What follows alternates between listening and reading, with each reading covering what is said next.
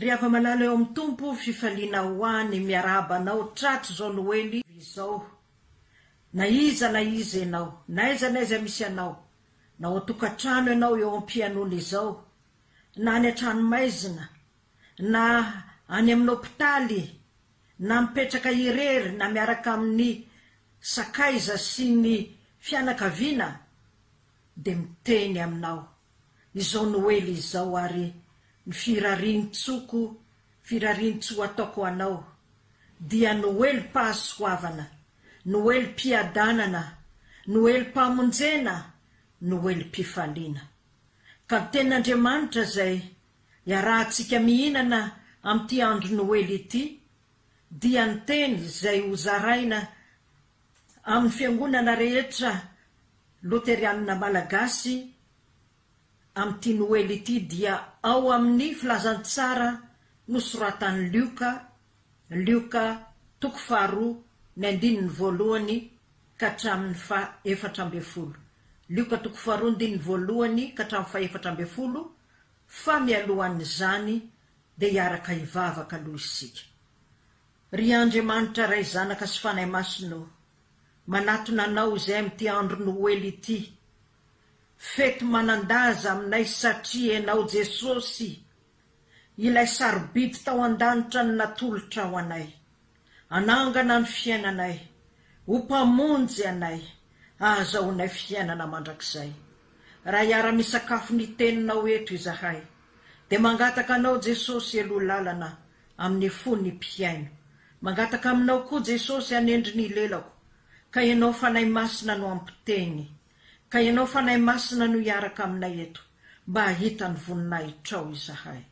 Amin'ny anaranao Jesosy no andrina sy angatana izany. Amen. Lioka 2:1 ka hatramin'ny 4:12. Amin'ny anaran'i Jesosy. Ary tamin'izany andro izany dia nisy didy navoaky Agosto Kaisara ampanoratra ny anaran'ny vahoaka rehetra amin'ny fanjakana. Izany ny fanoratana voalohany natao fony Kirenio nanapaka tany Siria. Dia samy nakany amin'ny tanànany avy izy rehetra mba ho soratana. Ary Josefa koa niakatra avy tany Galili dia avy tao an-tanàna Nazareta hankany Jodia ho ao an-tanànan'i Davida zay atao hoe Betlehema, satria avy tamin'ny taranaky Davida sy ny mpianakaviny, mba ho soratana izy sy Maria fofombadiny zay efa be voka. Ary raha nitoetra teo izy dia tonga ny andro hahavelomany, ary niteraka ny lahamatony izy dia nodidiny ny lamban-jaza ka nampandriny teo amin'ny finanam-bilona, fa tsy nisy ny toerany tao an-tranom-bahiny. Ary nisy mpiandry-ondry tamin'izany tany izany, nitoetra tany an-tsany tandrina ny ondriny tamin'ny alina. Ary nisy anjelin'ny tompo nitsangana teo anilany, ary ny voninahitry ny tompo nanelatrelatra manodidina azy, ka raiky tahotra indrindra izy. Ary hoy ny anjely taminy, aza matahotra, fa indro milaza teny soa mahafaly aminareo aho, dia fifaliana lehibe izay ho an'ny olona rehetra, fa mpamonjy no teraka ho anareo anio ao an-tanànan'i Davida, de Kristy tompo. Ary izao no famantarana ho anareo, ianareo ho ahita zazakely voadidina lamban-jaza sady mandry ao am-pinanam-bilona. Ary nisy anjely marobe avy any an-danitra ny tampoka niaraka tamin'ilay anjely teo, ka nideran'Andriamanitra nanao hoe voninahitra ny amin'ny avy indrindra ho an'Andriamanitra, ary fiadanana hoe ty ambonin'ny tany amin'ny olona ankasitrahana. Amen. Ray masino, manamasinana amin'ny fahamarinana, fanteninao fahamarinana. Amen.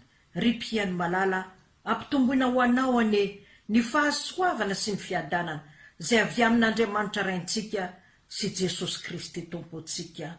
Amen. Noely-panavotana, Noely-pamonjena, Noely-pifaliana, izany ndriavana no atolotra anao amin'ity Noely 24 ity. Noely sarotra ity, Noely zay diavintsika ity, satria maneran-tany ny arety mandringana zay fantatsika ny amin'ny Covid-19.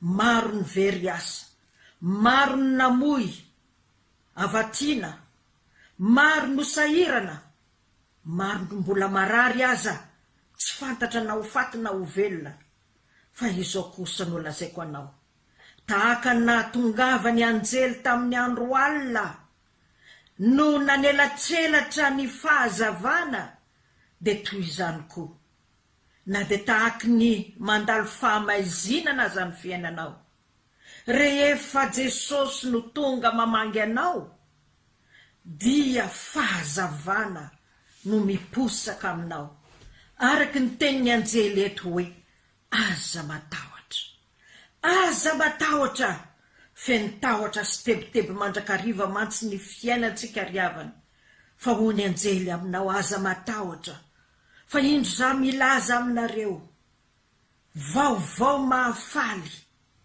fifaliana lehibe ho an'ny olona rehetra, fa mpamonjy no teraka ho anareo anio ao an-tanànan'i Davida de Kristy Tompo. Nahoana no an'ny olona rehetra amin'ny fifaliana?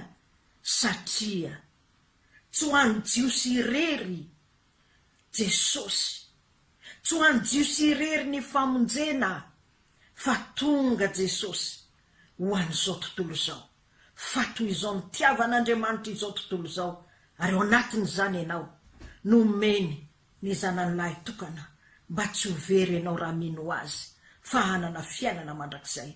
Ka na iza ianao, na iza toerana misy anao, na inona ady sedrainao, tonga ho anao Jesosy. Fifaliana lehibe zany, satria tonga mpanavitra ianao.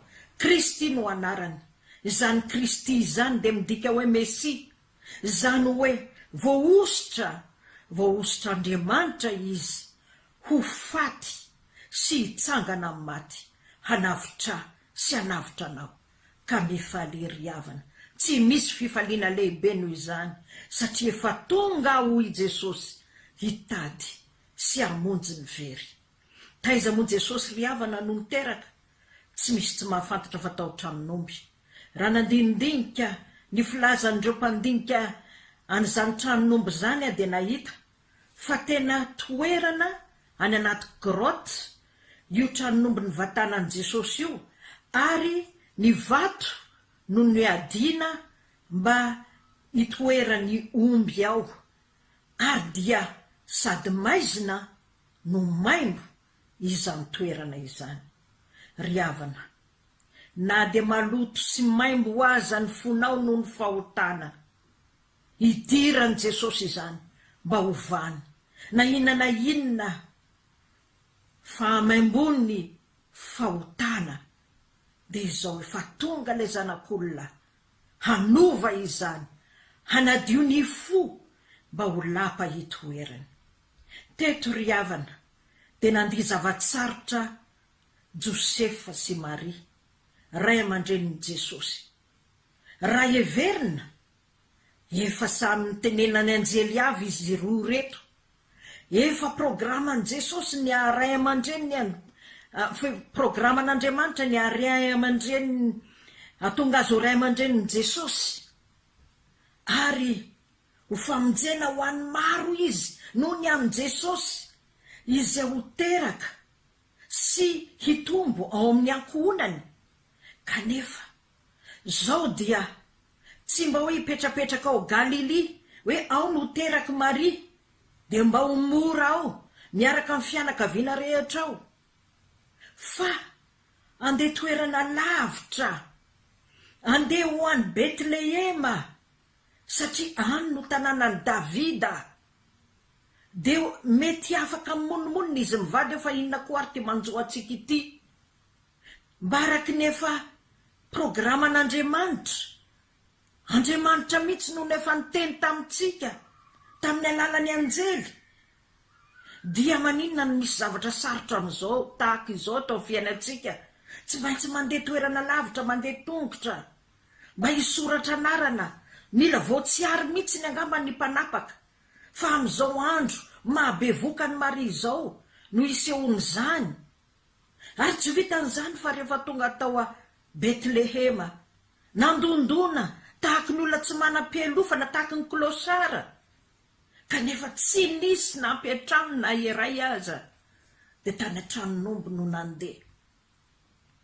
Ry havana, ianao koa angamba eo amin'ny fanarahana an' Jesosy, eo amin'ny programa an' Jesosy eo amin'ny fiainanao, mety manontany tena ianao, sitrapon'i Jesosy ve ty ataoko ity?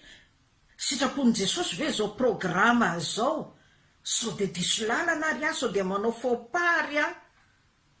Fa satria tonga daholo zao akanga tsy amanorana zao, tonga daholo zao zavatra rehetra tsy ampoizina izao, tonga daholo zao fahasarotana izao. Mety tsy programan'Andriamanitra angamb'izao.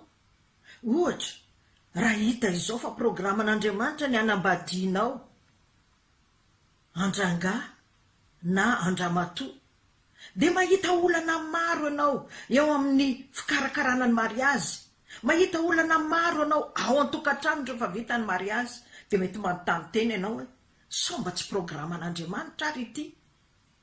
Fa izao no lazaiko anao, raha misy programan'Andriamanitra amin'ny fiainanao, ny zavatra zay imasoa ny devoly voalohany indrindra dia ny tsy hahatanteraka an'io programa io. Ary zay no zavatra niseho teto rehefa nanome an' Jesosy ho an'izao tontolo izao Andriamanitra. Tadiavin'ny Heroda ho vonoina izy ho faty, mba tsy hahatanteraka ny famonjeny izao tontolo izao. Ary tsaroantsika fa rehefa nety ny fanahy tany anefitra Jesosy, ny devoly de naka fanahy azy, mba tsy hahatanteraka n'io programan'Andriamanitra io. Ary na de voaomby teo ambony azo fijaliana ary izy, de mbola avy ny mpandatsa azy hoe midina raha zanak'Andriamanitra ianao. Ary na de petera raha teo aza de miteny hoe tsy tanteraka aminao zany, sy ny sisa sy ny sisa. Rehefa misy programan'Andriamanitra amin'ny fiainanao, ny masony devoly voalohany indrindra dia ny anapotika izany ry havana, ka aza kivy, aza ketraka, aza matahotra fa Andriamanitra ny tompony teny farany, Andriamanitra lehibe no setrasetra ataony devoly aminao. Satria hitatsika fa ilay zanak'Andriamanitra ny tadiavin'ny Heroda ho vonoina, tsy tanteraka izany, fa ny anjely no nanaitra ny Josefa ka niteny taminy hoe mifo azy ianao, ento ny zaza sy ny reniny andositra any amin'ny tany Egipta, fa Heroda de tady hamono ny zaza. Aza matahotra ry havana. Fa izao koa no lazaiko anao, raha ianao mitondra an' Jesosy, raha ianao miaraka amin' Jesosy, ny zavatra zay no sedrain' Jesosy dia tsy maintsy sedrainao. Eto Josefa sy Maria mitondra an' Jesosy, Jesosy mbola tao akibo ary Jesosy efa teraka. Jesosy no tsy tiany zao tontolo zao, kanefa izy roa ireo dia izy ray aman-dreny ireo dia nitondra faisana koa, satria manana an' Jesosy dia tahaka izany koa ry havana. Izany raha teo nefa nitenenin'i Jesosy aminao, fa raha misy tanaraka aoka izy an-dany tenany, hitondra ny azo fijaliany ka anaraka. Tsy maintsy mitondra izany ianao, tsy maintsy miarakory amin'i Jesosy ianao, fa izao izy tsy manome mihoatra noho izay zakanao. Teto dia fifaliana ho an'ny olona rehetra ho ny anjely, ho an'ny olona rehetra. Ary amin'ity Noely ity dia ahitantsika karazan'olona maro izay nanambarany izany Noely izany. Taony magy, olona olon-kendry manam-pahalalana avy any Antsinanana, tao Heroda mpanjaka, tao ireo mpitondra fivavahana, tao ny mpiandriondry, tao ny mponina tao Betlehema, anambarany izany fa tonga ho an'ny olona rehetra Jesosy. Isan-karazany no andre izany fahatongavan'i Jesosy eto an-tany izany. Fa izao tamin'ireo sokajin'olona ireo, rotonta ihany no ny ankohoka teo anatrehan'i Jesosy, dia reo magy izany sy ireo mpiandriondry. Fa Heroda kosa, hitatsika arak'izay voalaza teo, velom-pialonana, velom-pahatezerana natahotra mafy izy sao angalatra ny fanjakany Jesosy, kanefa Jesosy mpamonjaka ny lanitra te hiditra ao am-poniny mba hanome azy fiainana mandrakizay, mba hanjaka ao anatiny ka hanome azy fiainana mandrakizay. Diso hevitra Heroda. Tahaka izany koa ry havana, ireto mpitondra fivavahana mba nantsony Heroda ihany hoe mba jereo kely eny ny bokinareo. Marina tokoa ve fa isy mpanjakany Jiosy ho tonga, de nivakiny izy ireo somatsara ny tenin'Andriamanitra, fa voasoratra tao fa ho teraka ao amin'ny tanànan'i Davida ilay Mesia izay nandrasana ela, kanefa niteraka inona tamin'ny fiainany moa izany? Moa natonga n'izy ireo nidodododo iankohoka eo amin'i Jesosy ve izany? Tsia, ry havana. Ianao zay mety efa mahafantatra soratra masina, mba mitaona anao iankohoka eo anatrehan'i Jesosy ve izany? Sady ao am-bava ihany, sady ao an-tsaina ihany, ka de vomafy ianao fa tsy tafahoana aminy. Ao koa ireo olona tao Betlehema ry havana, izay kompatriotiny Josefa, izay maizina potitry ny mazava satria Josefa sy Maria nandondona atraiza sy atraiza, kanefa ny aleon'izy ireo ny liba tamin'ny filalaovana maro samihafa, tsy nahoany ny mpamonjy zay tonga ho azy. Ry havana, mandondona eo ambaravarany fonao koa Jesosy amin'izao Noely izao. Indro aho izy efa mitsangana eo ambaravarana ka mandondona, raha misy mihaino ny feko de hiditra ao aminy aho, hiara hisakafo aminy. Mba renao ve zao fandondonana izao? Izy nge tsy mba manery, izy nge tsy mba manao intervaimante, izy nge tsy mba mandray aminao amin'ny kolona akanjonao ka hoe tsy maintsy mampandroso ahy ianao. Tsy mba manao an'izany. Lay mpamonjy no mitady fihavanana aminao, izy no manambitamby anatonanao azy izao amin'izao Noely izao izy. Raha mbola tsy tafiditra ao am-ponao, mbola eo am-baravaranao izy, mbola miteny aminao izy ka miangavy maka ny toerany mpangataka anaka atoloriano fonao. Ary ireto mpiandriondry kosa ry havana, vao nandre ny tenin'ny anjely de tsy tafandrimandry, na de alina zany andro tsy nanao problème, fa niteny hoe andeha isika ho any amin'izany Jesosy zay nolazaina antsika izany, ary de niankohoka teo anatrehany, ary rehefa nahita azy de faly ka nidera sy nankalaza an'Andriamanitra ary nitory zay zavatra hitany. Mba toy izany koa ve ianao? Angamba reto ondry reto de ondry zay tokony aterina ho fanatitra, fa ny rahany anjely izy reto, anatona ilay zanak'ondrin'Andriamanitra manaisitra ny fahotany zao tontolo zao, ary de niankohoka teo anatrehany tokoa izy. Reto mago koa ry havana, tsy nanao ny fahaizany sy ny fahalalany ny fahendreny ho ambony zavatra, ary izy reto ary dia tsy kristianina akory, tsy mpivavaka akory, fa gentilisa. Kanefa rehefa nahita ny kitana teny antsinanana de nitady an' Jesosy, nandeha kilometatra maro ka niankohoka teo anatrehan' Jesosy. Ary zao no voalaza hoe rehefa hitany ny kitana nijanona teo amboniny trano nisy an' Jesosy de faly indrindra izy. Ary rehefa niankohoka izy de nanolotra ho azy zava-manitra miora volamena. Ry havana, na inona faripahaizanao, na inona arenanao, na inona tsy fanananao, na inona toerana misy anao, ka na dia tsongaim-bola ianao nefa koa mety ahilikiliky ny fiarahamonina, izao no lazaiko anao, mitady anao Jesosy. Efa tonga izy mba hitondra fiainana ho anao, hitondra noely-pifaliana sy fahasoavana ho anao. Ahoana ny fihetsikao amin'izany?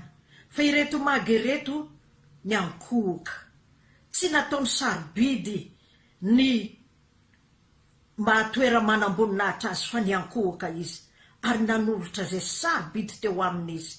Araky ny fahafantarantsika dia izao: ny volamena dia manambara ny mampanjaka an Jesosy, ny zava-manitra dia manambara Mandriamanitra an Jesosy, ary ny miora dia tandindona sahady ny anosorana ny fatin' Jesosy. Izany natolotra ireto magy ireto. Ianao koriavana, aoka tsy miambonambo ny arenanao natolotra ao an Jesosy, fa ny zavatra zay tena sarobidy ao amin'ny fiainanao, satria sarobidy koa no nafoino anao ny rany, ny ainy manontolo, fa izay mba angatahany aminao, dia ny ainao, ny fonao, ny mombanao rehetra tiany izany mba ho anjakany, mba hanananao fiadanana. Ka ianao aneny ho ilazan'ilay anjelo hoe fiadanana hoe ty ambonin'ny tany ho an'ny olona kasitrahana. Ho aminao ilay fiadanana, ny dikan'ny fiadanana moa dia fihavanana. Ho aminao ilay fihavanana, efa tonga Jesosy hitady sy hamonjy anao zay very, ka ianao ilay mpanota voavela heloka, ianao ilay mihavana indray amin'Andriamanitra, ka ianao ilay antsoina hoe ankasitrahana. Ny ankasitrahana mantsy dia arak'izay nolazain'Andriamanitra tamin'ny Davida hoe izy no ankasitrahako, efa nahita olona izay ankasitrahako aho, dia Davida izy no ahatanteraka ny sitrapoko rehetra. Ianao koa raha manatanteraka ny sitrapon'Andriamanitra ianao, dia ianao ilay kasitrahana, ka ho anao ny fiadanany.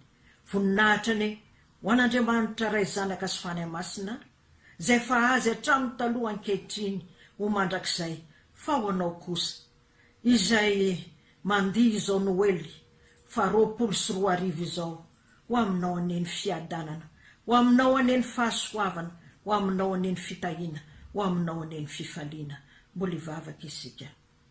Midera mankalaza mame voninahitra anao zahay, Andriamanitra ray zanaka sy fanahy masina, fa tsara ianao mandrakizay ny famindramponao, misy saotra anao indrindra ny amin'ny teninao zay mitondra fifaliana ho anay, tsy ho andrakoto tsy ho andrabe ihany, fa ho an'ny tenako, ho an'ny mpiaino, ho anay rehetra, ho any zao tontolo zao ny fifaliana Jesosy. Fampio izay mba tsy faly amin'ny zavatra ty velambelany, ka anositosika anao, fa ianao ilay tompopety, ianao ilay mpanjaka, ianao no hiditra ato amin'ny fonay, ka hitondra fifaliana, hitondra fiadanana izay tsy miankina amin'ny zava-misy, fa fiadanana sy fifaliana avy amin'ny fanahy masina, ka na inona sedra eo anoloanay dia tsy angovotra izahay, satria efa mahazo toky avy aminao, aza matahotra fa tonga mpamonjy. Voninahitra ny ho anao reriany Andriamanitra ray zanaka sy fanahy masina, zay efa nao hatramin'ny taloha ankehitriny mandrakizay. Amen.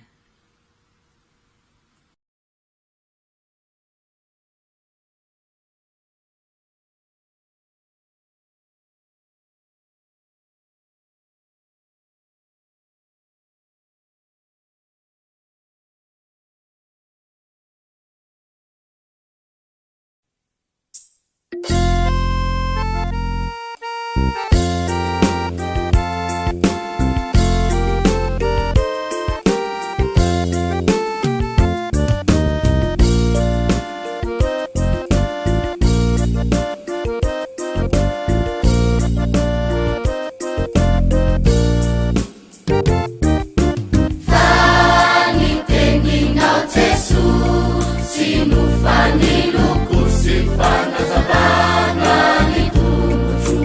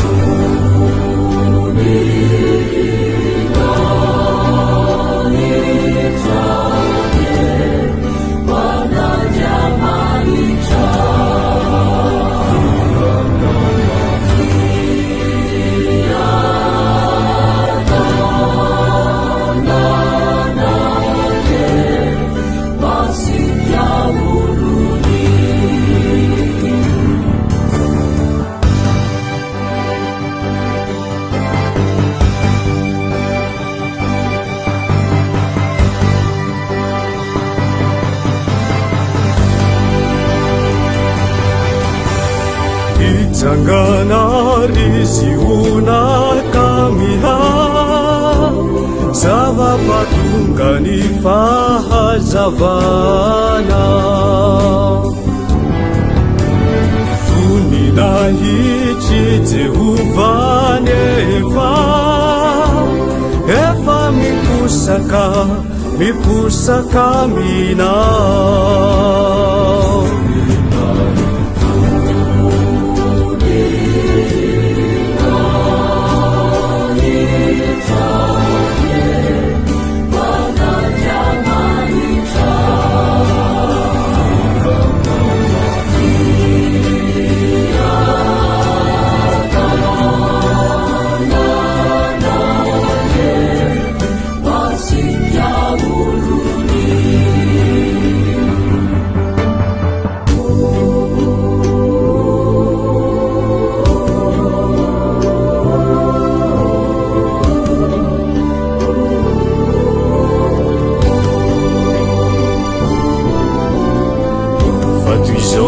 Nitiavan'Andriamanitra izao tontolo izao nomeny ny zanan'ilay tokana mba tsy ho very izay rehetra mino azy fa hanana fiainana mandrakizay.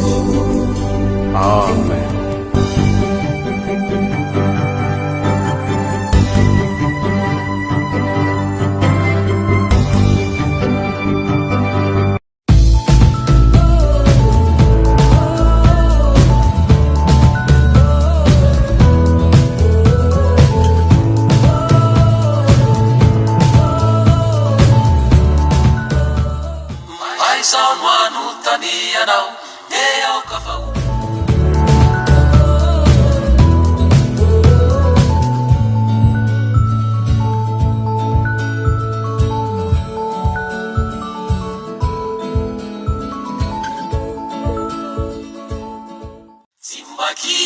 Tsy mety sasatra sika tily asa fatratra